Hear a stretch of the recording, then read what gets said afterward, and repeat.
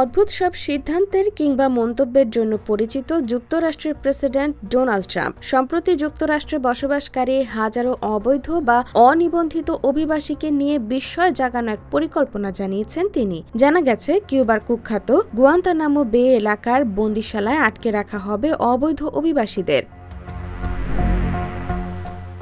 এরই মধ্যে বিপুল সংখ্যক অভিবাসী আটক করার জন্য গুয়ান্তানামো বে কারাগার প্রস্তুত করতে নির্বাহী আদেশে স্বাক্ষর করছেন মার্কিন প্রেসিডেন্ট ডোনাল্ড ট্রাম্প। বুধবার এই আদেশ জারি করেন তিনি। এই আদেশ প্রতিরক্ষা মন্ত্রণালয় এবং হোমল্যান্ড সিকিউরিটি মন্ত্রণালয়কে নির্দেশ দেবে গুয়ান্তানামো বেতে 30,000 অভিবাসীর জন্য একটি কেন্দ্র প্রস্তুত করতে। জানা গেছে, এই নির্বাহী আদেশটি যুক্তরাষ্ট্র থেকে নির্দিষ্ট অভিবাসীদের অপসারণের জন্য ট্রাম্প প্রশাসনের সর্বশেষ উদ্যোগ।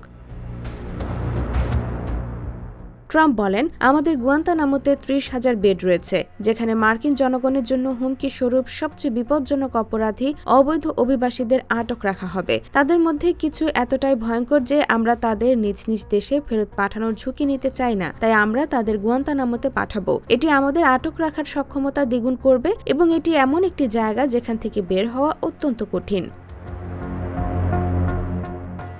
গুয়ান্তানামো বে একটি মার্কিন সামরিক ঘাঁটি, যা সন্ত্রাসীদেরকে আটক রাখার জন্য কুখ্যাত। অতীতে 9/11 হামলার সঙ্গে জড়িত বন্দীদের রাখার জন্য ব্যবহৃত হয়েছে, যেখানে বন্দীদের ওপর নির্যাতন ও নিপীড়নের অভিযোগ রয়েছে। বাইডেন প্রশাসন এই কেন্দ্র বন্ধ করতে চেয়েছিল। বর্তমানে সেখানে 15 জন বন্দী এখন রয়েছে।